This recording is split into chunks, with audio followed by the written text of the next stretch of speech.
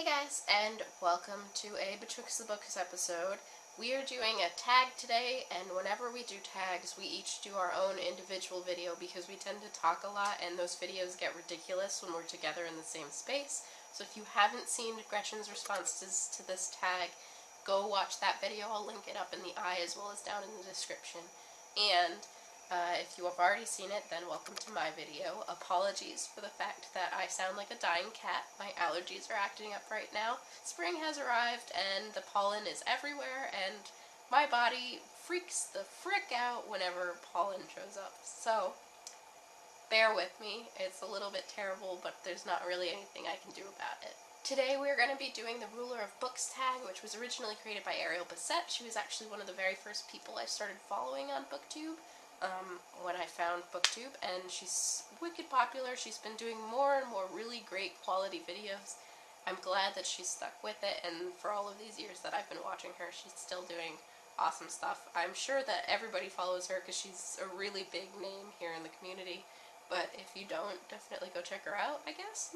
The first question is, what book would you make everyone read if you were the ruler of books? For me, that would be One Flew Over the Cuckoo's Nest by Ken Kesey, which is my favorite book of all time. It's the only book where I've ever actually brought out sticky notes and started underlining without being asked to. I was never someone to deface my books. When I was in high school, when I first read this, I felt like I needed to interact with the text, and anything that makes me do that has to be a really great book.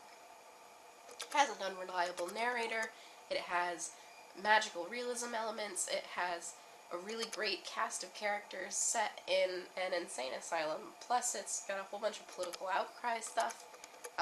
If you like any of those things, this is definitely a really great book to check out. We actually did a book club episode on it, which I will link up above. But yeah, it's one of my favorite books ever, and it's definitely worth checking out. If I could make anybody read it, I would make everybody read it.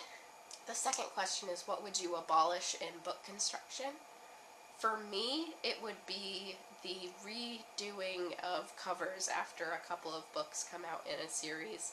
I am definitely one of those people who wants all of my books to match, and while I don't often read series, when I do try and get them all to match. So obviously it's frustrating for me when the first two have one type of cover and the next one has a different type of cover.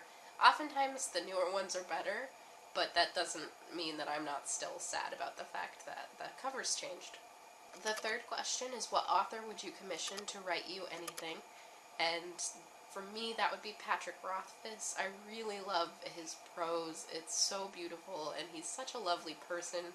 So if I could ask him to write me anything, whether it be a short story, a poem, a new novel, although his last book is taking forever and everybody's upset about that, but in any case, Patrick Rothfuss is such a great writer. If you haven't read The Name of the Wind, please, please, please go read it. I'm not the biggest fan of fantasy, and that's one of my favorite books ever. So yeah, definitely check that one out, even though it's a little bit chunky. The fourth question is, what book would you send to the library basement to make room for more books? For me, this is really hard. There are very few books that I full-on hate, so making them disappear forever is a little bit sad for me.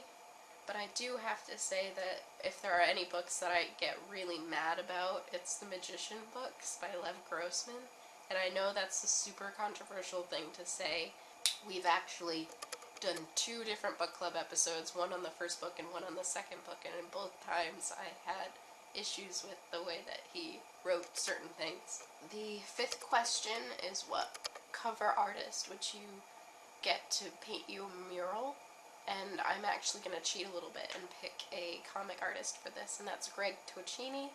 He does the art for the comic Low, which many of you know is my favorite comic that's coming out right now. It has been for its entire run. The art is so freaking gorgeous and detailed, and I just really love his style. So yeah, if I could plaster the world in art, it would be Greg Tocchini's. Such a great artist. Number 6 is, what character's face would you put on a coin?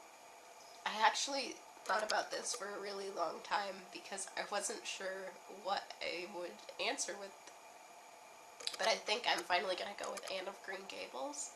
Growing up, as a redhead, often the images of redheads in television are either of a hypersexualized version, think like Jessica Rabbit or Miss Bellum from Powerpuff Girls, or as the hyper nerdy version, like the characters in the redheaded character in Recess. So having found a book when I was that young that had a redheaded character who was smart, which I identified with, and bookish, which I identified with, but wasn't so far out of the norm. She was a little bit abnormal, but not like one or the other, hypersexualized or a giant freaking nerd. And while I do think I am a giant freaking nerd, not in the same way. So for me, she represents this need to be normal, but not a need to be normal in conforming, just a need to be not put into a box. So like being able to be yourself, and I feel like that's something really great to put on a coin. The last question is, what book would you give the Ruler of Book Awards 2016 Award to? For me, the best book I have read so far this year is When We Were Alive by C.J. Fisher. If you didn't know, she's Ophelia Dagger here on YouTube, and I got an arc of her book, and it was so freaking good. Construction was great. It had a really great cyclical nature. What time is?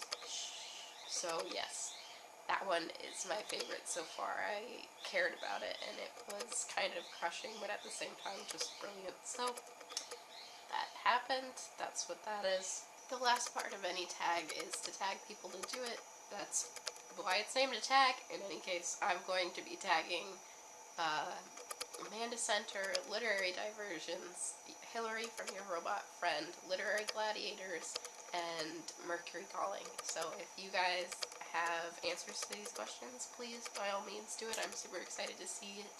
And if you haven't been tagged, you can do it too, please. I really like the way that some of these questions are sort of interesting and meta in a way. Like, they're not super straightforward questions. There's some that you sort of have to think about and think about your reasoning behind. So please do it. I'm not sure how long I'm going to sound like a dying cat. Hopefully not very long. Could be a month, could be today, could be the rest of the year. I just never sound normal again. Hopefully it'll go away soon, so bear with me. If you haven't seen Gretchen's answers to these tags, go watch hers. Thank you for watching, and I'll talk to you again soon. Bye!